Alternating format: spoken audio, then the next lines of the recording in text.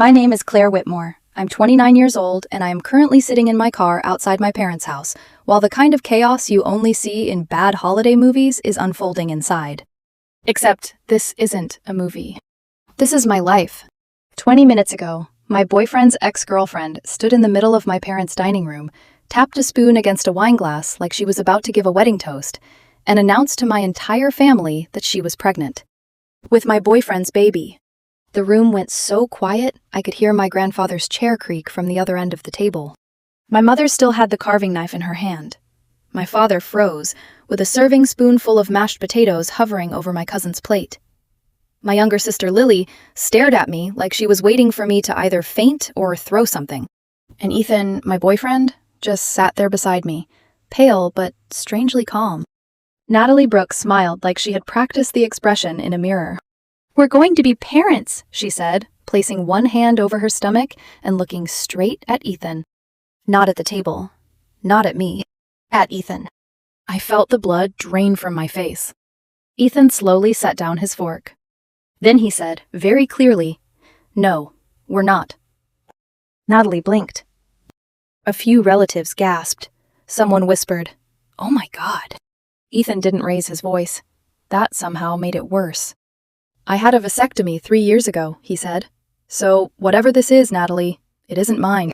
For one frozen second, nobody moved. Then Natalie laughed. Not a real laugh, a thin, nervous little sound. "Ethan, don't do this," she said. "Not here." "You chose here," he replied. I turned to him, my heart hammering. I knew about the vasectomy. He had told me on our third date, in that careful, honest way he had when he was afraid of wasting someone's time. He never wanted children. He had been upfront from the beginning. I didn't want children either. That was one of the reasons we worked. But hearing him say it in front of my parents, my grandparents, my aunts, uncles, cousins, and the woman who had apparently decided Thanksgiving dinner was the perfect stage for fraud, my stomach twisted. Natalie's face changed. The glow vanished first, then the confidence, then the softness. "You're lying," she snapped. Ethan reached into his wallet. I remember thinking, absurdly, that no man should ever have to carry proof of his own medical choices next to his driver's license. But Ethan did. He unfolded a small laminated copy of his procedure record and laid it on the table between the cranberry sauce and my mother's green bean casserole. "Dr. Morrison, March 15th. Follow-up tests confirmed 0 sperm count." My brother Mark, who works as a nurse, picked it up before Natalie could grab it. He studied it, his expression tightening. "This looks real," Mark said. "Clinic seal, follow-up notes, everything." Natalie's lips parted. Her eyes darted around the room, searching for sympathy and finding only stunned silence. Then she exploded. "You could have reversed it," she shouted. "You could have done something behind my back."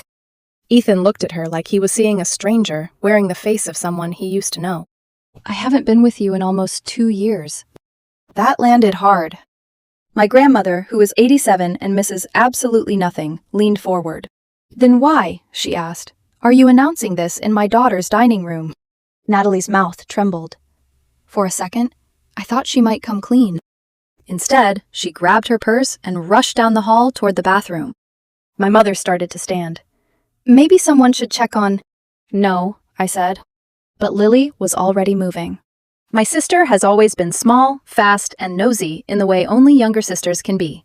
She slipped down the hallway after Natalie, then came back less than a minute later with her eyes wide. She bent close to my ear. "She's on the phone," Lily whispered.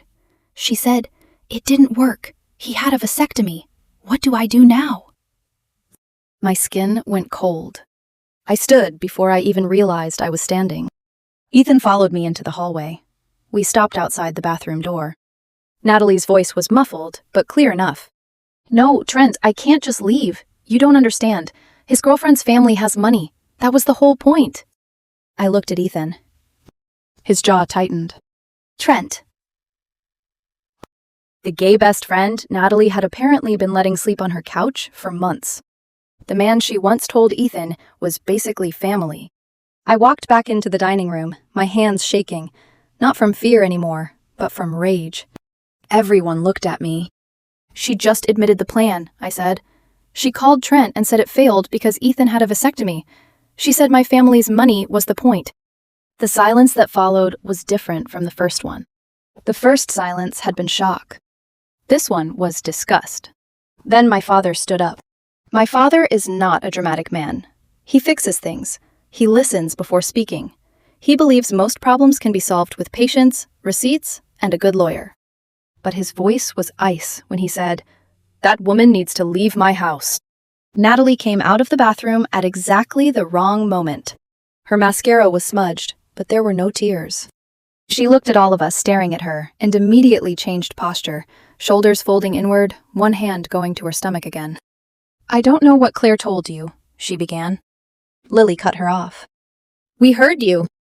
Natalie froze. "You said it didn't work," Lily continued. "You said Ethan had a vasectomy. You mentioned Trent."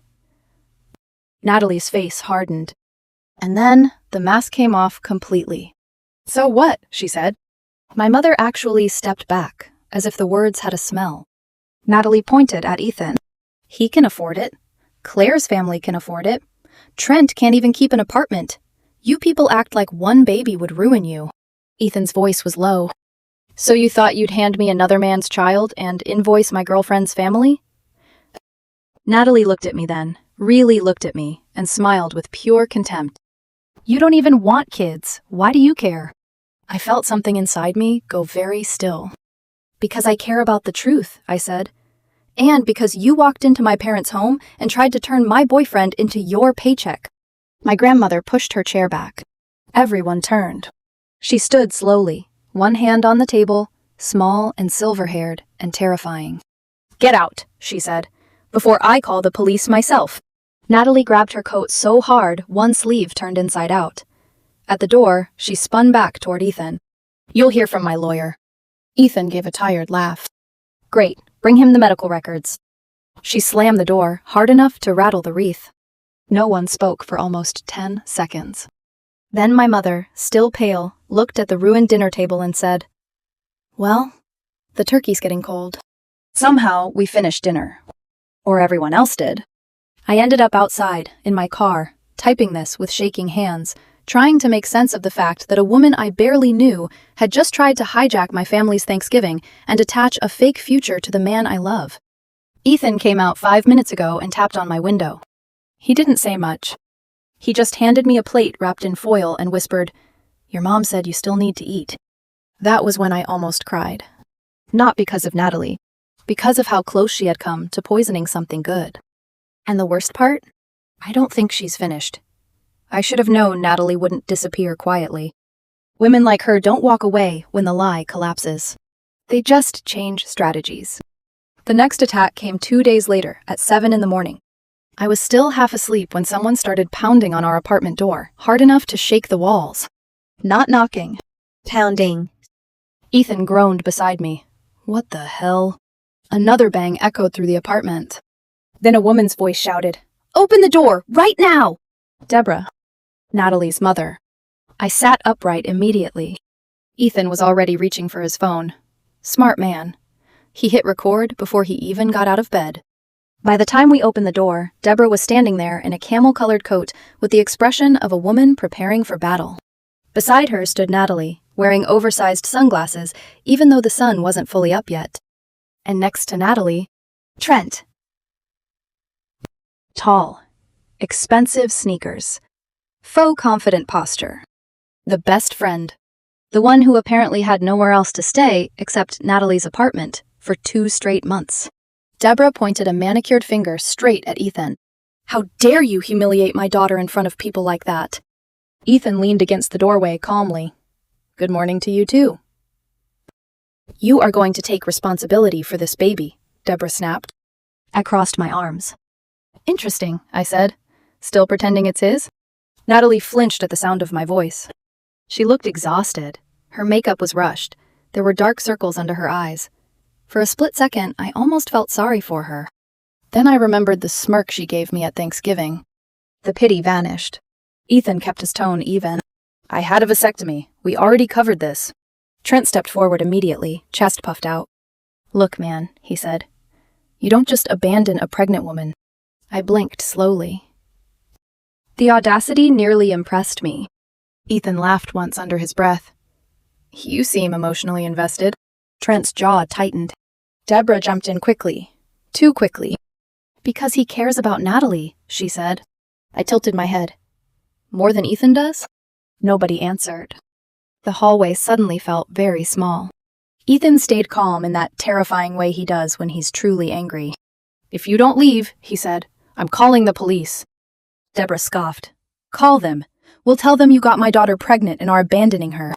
Fantastic, Ethan replied, and I'll show them my medical records, the 0 sperm count confirmation, and recordings of your daughter admitting this is fraud. Natalie's composure cracked. Tears welled instantly. Not real tears. I had seen enough manipulative crying in my life to recognize performance when I saw it. I can't believe you're doing this to me, she whispered dramatically. Ethan stared at her. You tried to scam us during Thanksgiving dinner. You promised me a future. No, he corrected softly. I promised honesty. You promised honesty too. Guess only one of us meant it. That landed. Natalie's face twisted. Then she made a mistake. She reached for Ethan's arm. Instinctively. Possessively. And for the first time since all this started, something ugly and protective surged through me. I stepped between them. Don't touch him. Natalie looked startled. Like she had forgotten Ethan belonged to someone else now. Trent noticed too. He moved forward immediately. Hey, relax. Ethan blocked him with one arm before he got close. You need to back up. Trent squared his shoulders. Or what? Or you'll discover why software developers still go to the gym. I almost laughed, despite everything. Deborah groaned dramatically. This is unbelievable. Natalie is pregnant and you're all acting heartless. That was when Deborah made the mistake that destroyed the entire performance. She turned toward Trent and hissed, You told me you'd convince him. Silence. Complete silence. Natalie's eyes widened. Trent looked like someone had shoved him off a cliff. Ethan slowly raised an eyebrow. Oh, he said softly. That's interesting. Deborah realized what she'd done a second too late. I didn't mean... Yes, you did, I interrupted. Natalie suddenly grabbed Deborah's arm. Mom, stop talking. No, Ethan said. Please, let her continue. Trent rubbed both hands over his face. I watched panic move across all three of them like electricity. The truth was sitting right there now, ugly and undeniable. Whatever arrangement they had, it involved Trent trying to pressure Ethan into accepting responsibility, which meant Trent already knew the baby wasn't Ethan's. Natalie's voice dropped lower. Claire, please. That almost made me angrier than everything else. Like suddenly we were girlfriends in a misunderstanding, instead of two women standing in the ruins of a deliberate scam. You came to my home at 7 a.m, I said quietly, after trying to extort my boyfriend in front of my family.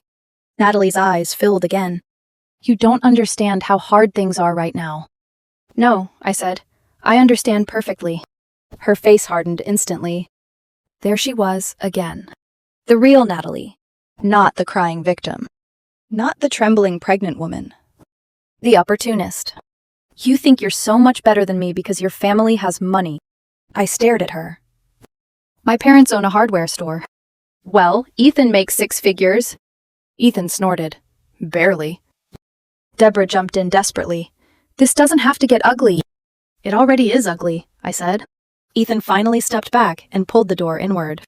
We're done here. Natalie shoved her foot against the door before it could close. Wait. Ethan looked down slowly at her heel wedged between the frame. That's a terrible idea. Natalie swallowed hard. Then came the newest version of the story.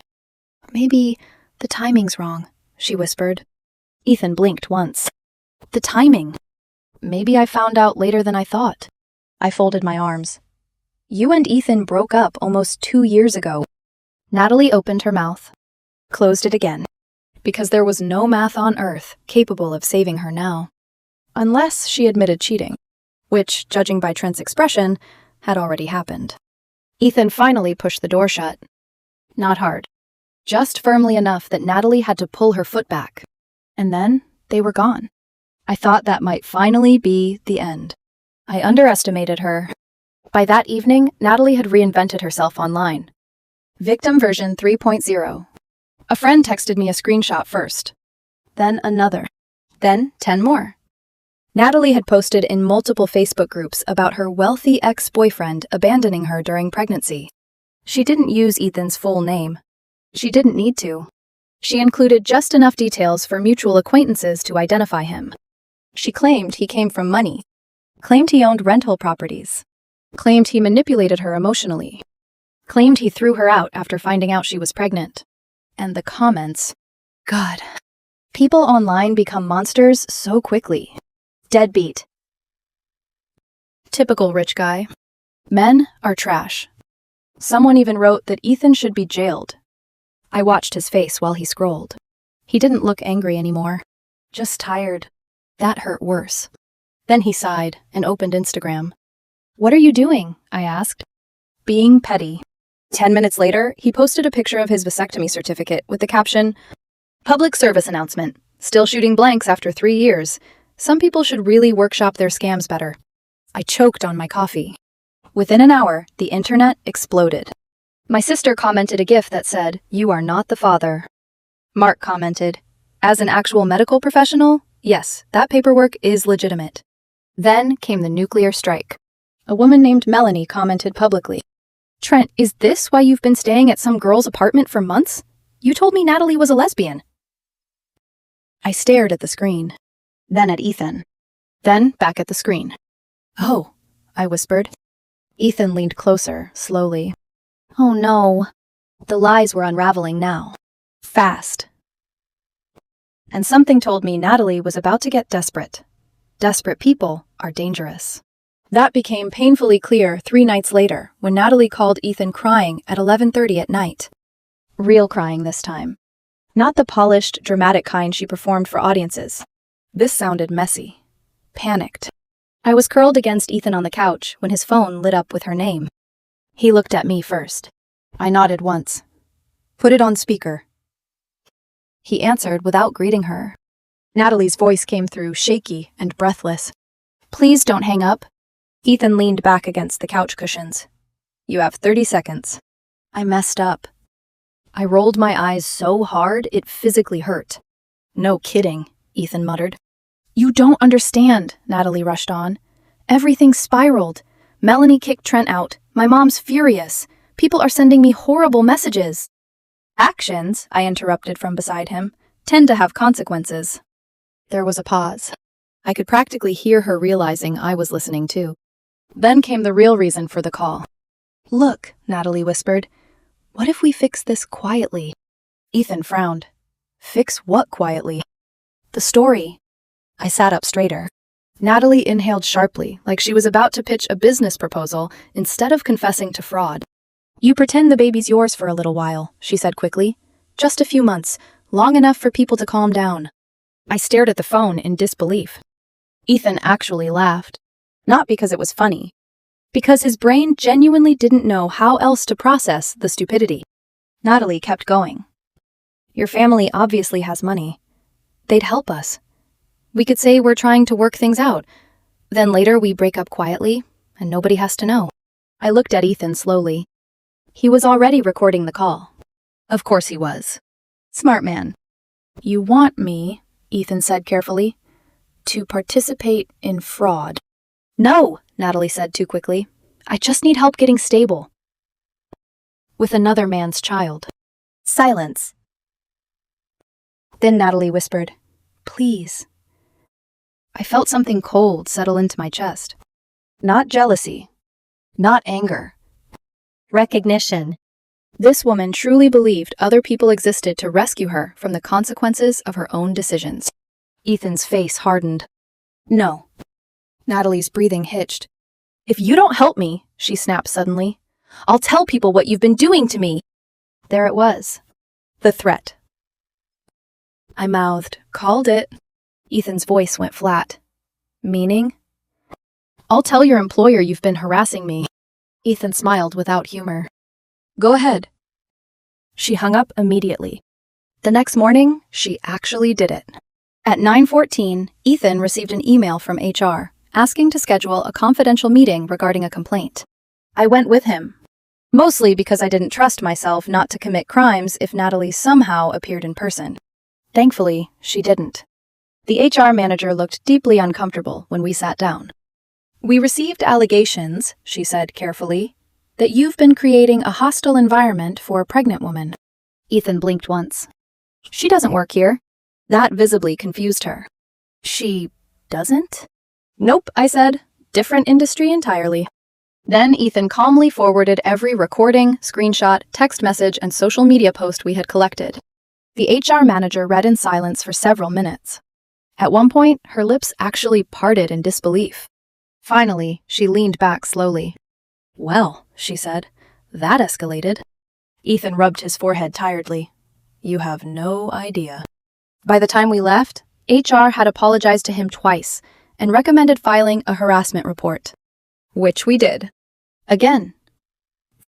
But Natalie still wasn't finished. 2 days later, Trent entered his villain era. He posted screenshots online, claiming Ethan had agreed to raise the baby. According to the messages, Trent was supposedly acting as a sperm donor because Ethan's vasectomy made conception impossible. I stared at the screenshots from our kitchen table while eating cereal. Then I started laughing. Hard. Ethan looked over. "What?" "They're fake." "How can you tell?" I turned the phone toward him. "The messages mention Verano's rooftop restaurant." He frowned. "So?" "That place opened 3 months ago. These texts are dated last year." Ethan went completely still. Then he burst out laughing too. The kind of exhausted, almost delirious laughter that comes after too much stress. "Oh my God," he wheezed. "They're idiots." Not only that, but the fake screenshots use the wrong iPhone interface entirely. Even my father could have spotted it. Ethan forwarded everything to his cousin Daniel, the lawyer. Daniel responded with exactly 3 words. I'm screaming laughing. For about 24 hours, things were quiet. Too quiet. Then, Sunday happened. My parents host dinner every Sunday night. Nothing fancy, just family, wine, loud conversations, and my grandmother criticizing everyone equally. Ethan and I arrived around 6. By 6:30, my mother was pulling garlic bread out of the oven, while my father argued with Mark about football. It felt normal again. Safe. Then the front door opened. Nobody had knocked. Deborah walked in first, like she owned the place. Natalie followed behind her. I nearly dropped my wine glass. "Oh, absolutely not," Lily whispered. My mother froze mid-step. "Natalie?" she said weakly. Deborah smiled tightly. "We're here to discuss the baby, like adults." My father slowly set down his fork. "You weren't invited." Natalie clasped both hands dramatically over her stomach again. The performance had returned. "Please," she said softly, "I just want everyone to calm down." Ethan stood immediately. "No, leave." Deborah ignored him entirely. "Don't you want to do the right thing?" she asked my parents. My mother stared at her in disbelief. "For whose child?" Natalie's face twitched. Deborah pressed forward desperately. "A child is still a blessing." Grandma Evelyn finally spoke from the end of the table. "For the biological parents, yes." I almost smiled. Deborah looked offended. "You'd punish an innocent baby?" Grandma took a sip of wine calmly. "No," she said, "but I'd certainly punish stupid adults." Lily choked on her drink. Natalie's composure started slipping again. She turned toward Ethan. "You're really okay with ruining my life?" Ethan looked at her for a long moment. Then he said quietly, "You built this yourself." Something dark flashed across Natalie's face. For one terrifying second, I thought she might actually throw something. Instead, she started crying again. "I loved you." Ethan didn't answer. Because sometimes silence is crueler than honesty. Deborah finally lost patience. "You people think you're better than us." My father stood. And suddenly, the room changed. My father rarely raises his voice. He didn't need to. "You are trespassing in my home," he said evenly. "Leave now." Natalie didn't move. Neither did Deborah. So my father pulled out his phone and dialed the police. That finally cracked Deborah's confidence. "You'd really call the cops on a pregnant woman?" "Yes," my father said, "especially one committing fraud in my dining room." Natalie looked around desperately for sympathy. Nobody gave her any. Not even my mother. When the police arrived 15 minutes later, the humiliation was complete. 2 officers escorted Natalie and Deborah outside, while neighbors peeked through curtains up and down the street. As the door shut behind them, my mother exhaled shakily and whispered, "What is wrong with these people?" We thought that would end it.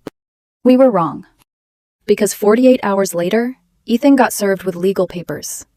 Natalie was suing him. And the moment Daniel read the complaint, he laughed so hard he had to sit down.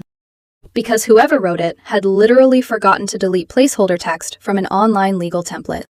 One paragraph actually said, "Defendant here." That was the moment I realized something important. Natalie wasn't dangerous because she was smart. She was dangerous because she was reckless enough to believe she'd never get caught. And reckless people always push too far eventually. By the time Natalie filed the lawsuit, the entire situation had stopped feeling real. It felt like Ethan and I had somehow wandered into a badly written crime series where every character made increasingly stupid decisions. Except stupid decisions become dangerous when desperate people commit to them fully. Daniel filed Ethan's countersuit within days. Harassment, defamation, fraud, Intentional emotional distress. Every screenshot, every recording, every fake text, every witness statement from Thanksgiving dinner, everything went into evidence. And once lawyers started digging, the whole thing collapsed frighteningly fast. The first crack came from someone unexpected. Melanie, Trent's now ex-girlfriend. She asked if we could meet for coffee. At first, I didn't trust her. Not completely. She had dated Trent for 6 months without noticing he was, apparently, helping fake a pregnancy scam. But the moment she sat down across from us, I saw genuine humiliation written all over her face. "I didn't know," she said immediately. Ethan nodded once. We figured. Melanie looked exhausted. "He told me Natalie was basically his cousin," she admitted. "Then he said she was a lesbian. Then he said she was emotionally unstable and needed support." She laughed bitterly. "I think he just picked random lies and hoped they'd survive long enough." "What changed?" I asked. Melanie slid her phone across the table. Curiosity. The screen showed screenshots. Messages. A lot of them. And buried inside those messages was the beginning of the end for Natalie Brooks. Because Melanie had found other men. Not 1. Not 2. 3 different men Natalie had targeted before Ethan. Same pattern every time. fast relationship, emotional attachment, pregnancy scare, Money requests. Then sudden disappearance the moment legal proof or paternity testing entered the conversation. I felt sick reading it. Ethan sat beside me, completely silent. One of the men had transferred Natalie nearly $8,000 over 4 months because she claimed she couldn't work during a high-risk pregnancy. Another bought her a car. And then came the detail that changed everything. One of those men was married to a prosecutor. Melanie smiled grimly. His wife took this personally. Good. She should have. Within a week, the lawsuit against Ethan was dismissed. The judge apparently lost patience almost immediately after reviewing the evidence. Daniel later repeated part of the hearing to us over dinner. He actually asked Natalie's representative if this was a courtroom or a creative writing workshop. I nearly choked laughing. But the funniest part? The representative wasn't even a real attorney. Turns out, Natalie had been sleeping with a paralegal, pretending he could practice independently. The second Daniel threatened to report him, he vanished from the case completely. coward, Then came the real disaster. Police got involved officially.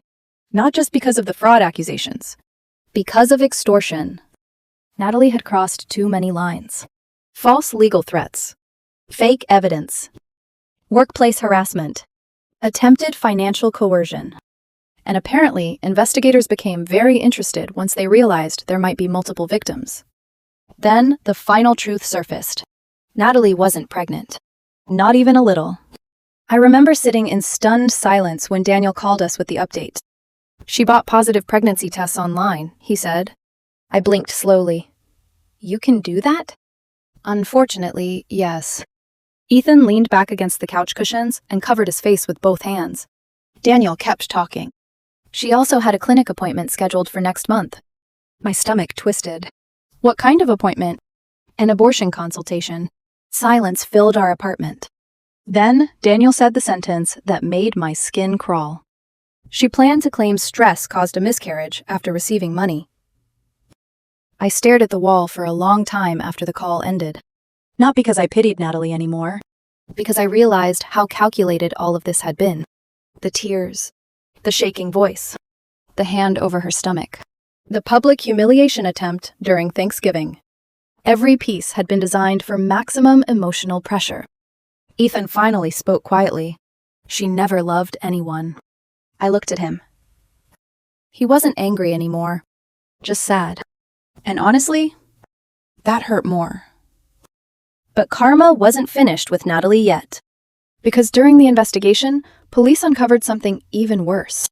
Natalie actually had been pregnant once before, 6 months earlier, by Trent. He had paid for the abortion. And according to the messages recovered from both their phones, this entire situation had basically been attempt number 2. Just with a different target. Specifically, Ethan. Specifically because they believed my family had money. The second Trent realized Natalie had been manipulating him too, he folded instantly. Complete collapse. He handed investigators everything. Voice notes. Texts. Screenshots. Plans. Scripts. Even conversations where Natalie joked about finding emotionally stable men with guilt complexes. I felt physically ill reading some of it. At one point, Natalie literally referred to Ethan as the retirement plan. That one made me cry. Not because Ethan cared about Natalie anymore, but because kindness like his deserved better than being weaponized. Deborah abandoned ship immediately after learning the pregnancy was fake. Apparently, even she had limits. Though not enough limits to stop herself from helping in the beginning. Last we heard, Natalie accepted a plea deal. Probation. Financial restitution. Mandatory counseling. Trent got community service and cooperation leniency. The fake lawyer was investigated by the state bar and disappeared from social media completely. As for Ethan and me, we survived. Somehow. The holidays became a running family joke afterward.